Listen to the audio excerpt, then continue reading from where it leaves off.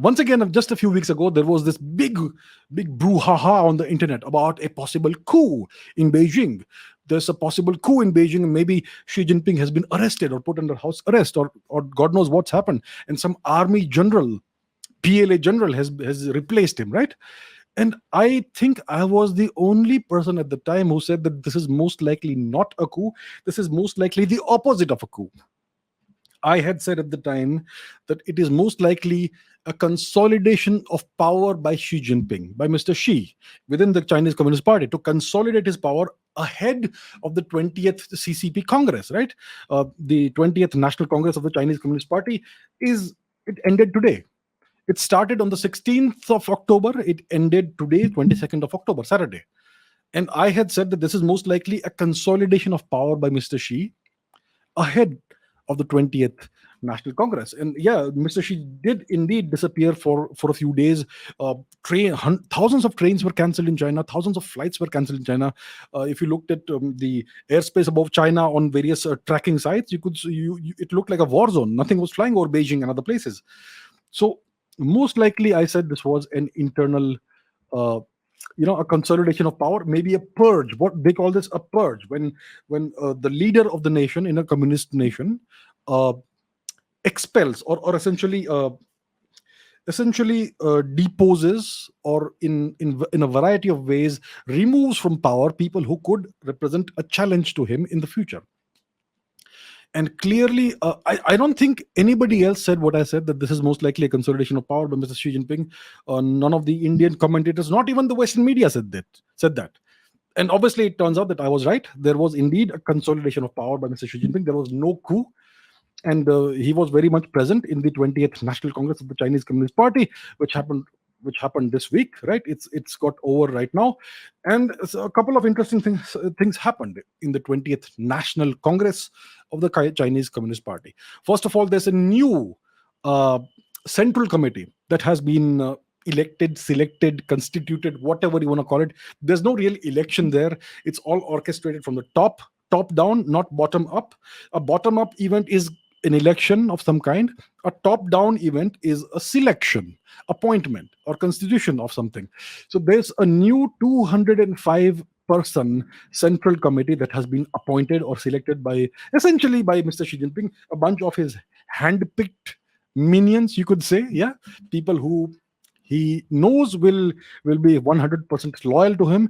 And most likely it is in the prelude to this selection or election that he consolidated his power, maybe by getting rid of people who could possibly represent a challenge to him in the future.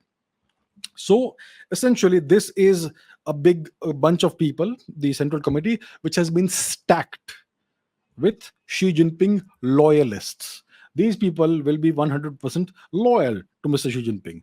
So Mr. Xi Jinping is essentially now the de facto emperor of China, and his ascension to the top post for another term will be confirmed in the coming months. Yeah, pretty much soon. And another interesting thing that happened today, on the last day of the 20th National Congress, is the public humiliation of Mr. Xi Jinping's predecessor, Mr. Hu Jintao. So Mr. Hu Jintao was the president of China, dictator of China, whatever you want to call it, until 2012, from 2007 or thereabouts until 2012. And he was the direct predecessor of Mr. Xi Jinping. And he handed over power to Mr. Xi in 2012. So he is Mr. Xi Jinping's former boss. So today he was publicly humiliated in the 20th National Congress of the Chinese Communist Party. What happened is that he was sitting right next to Mr. Xi. Let's put that on the screen, shall we? So that you get to see some images if you haven't already. Let's take a look at what happened. So this is by from CNN, I believe. Come on the screen. Here we are. Former Chinese leader Hu Jintao unexpectedly led out of room as party congress comes to a close. And these are the visuals. So the guy who's standing here, the elderly person, is Mr. Hu Jintao, and he was sitting right next to Mr. Xi Jinping. He was sitting to Mr. Xi Jinping's left, and Mr. Li Keqiang was sitting to Mr. Xi Jinping's right. And two security guards who were wearing the same kind of dress came over to Mr. Hu Jintao. They physically led him up and they escorted him out of the room. He looked extremely reluctant to leave the room, but that's what happened, right? And let's put another image on the screen as well. Another such report. Where it is, here it is. This is from the BBC, Auntie Beeb. So Hu Jintao, the mysterious exit of China's former leader from Party Congress. And there you see again what's happening. He's trying to speak to Mr. Xi Jinping and ask him what's happening. And so yeah, he was forcibly removed. This could be the final throw of the dice or final consolidation by Mr. Xi Jinping to remove anybody who could possibly represent a different way of thinking from his, and consolidate it, and ensure complete consolidation of power in China. So what does this mean for us here in India? For us here in India, it means that China now has an absolute leader who seemingly has no more challenges to his rule in China. That's more what it most likely means. So Mr. Xi Jinping, over the years, over the past decade, and even before he came to power, has left a lot of what the mafia would call bodies in his wake.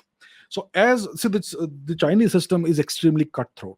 The Chinese political system, the strongest and most ruthless politicians rise to the top. You can't rise to the top if you are, a goody guy, and you cannot rise to the top unless you are completely ruthless and brutal.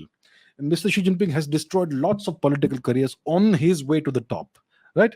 And typically, how we do that in the Chinese Communist Party is by accusing people of corruption. And that is a very dangerous accusation, because that typically carries a death penalty or an extensive jail sentence, typically a life sentence. And lots of people have been uh, accused of that at various levels in the Chinese Communist Party. So that's the most convenient way of getting rid of political opponents in the CCP. Now, I'm not sure what charges have been leveled at Mr. Hu Jintao, if any, but this was clearly an act of humiliation. Mr. Hu Jintao isn't a rather elderly person. I believe he's 79 years old, almost 80 years old. Mr. Xi Jinping is at least 10 years younger than him. I think he's 69 right now, right? So he is consolidating his power.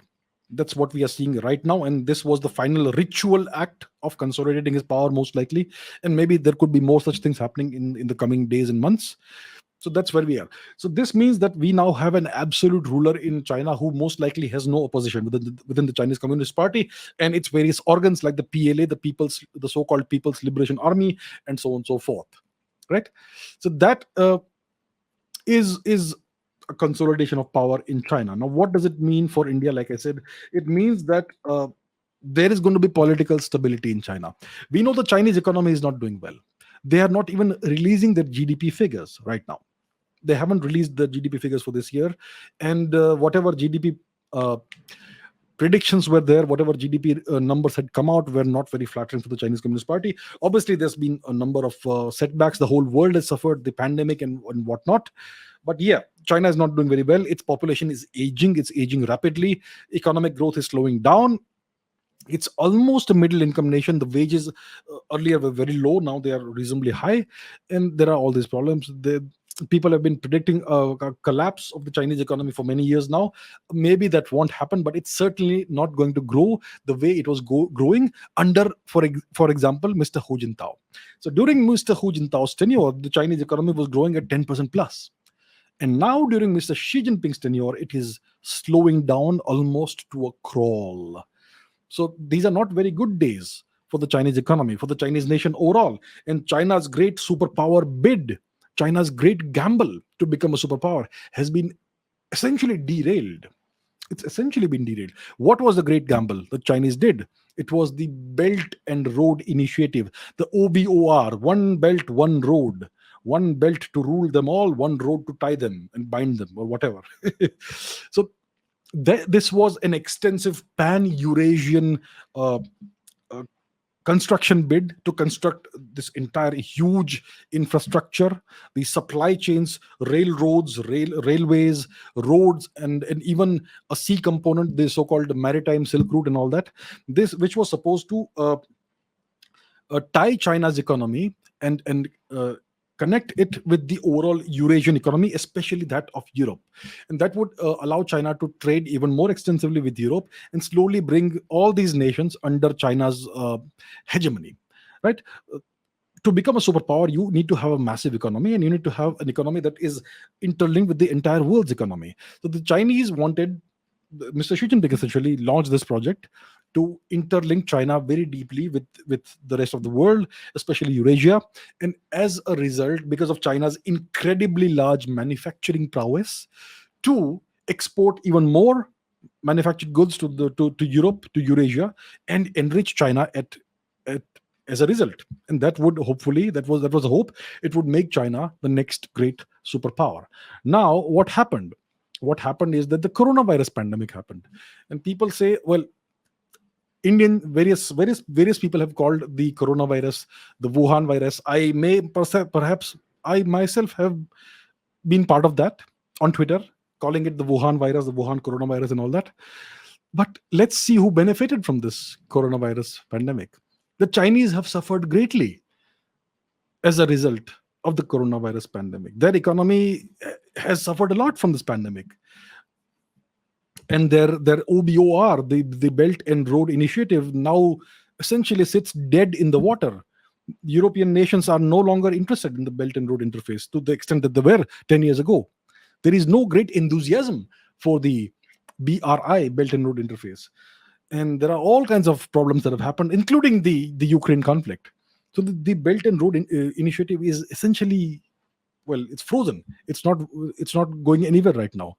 And because of that, the Chinese can no longer hope to achieve the rapid growth that they were hoping for, and they can no longer hope to become a superpower. And by, let's say, in the next decade, or whatever projections they had, that's not going to happen, right?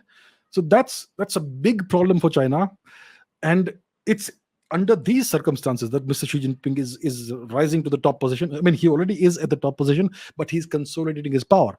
I am sure there must have been many murmurs of disapproval against his leadership and the results he has brought. See, leadership can be good or bad, but at the end of the day, you have to produce results. You may be a great leader, but if you don't produce the results, that's not good enough. In China, results are all that matter. That's how. That's just how the system is. So, Mr. Xi Jinping does face many challenges. There's the Taiwan situation as well, and lots of other problems.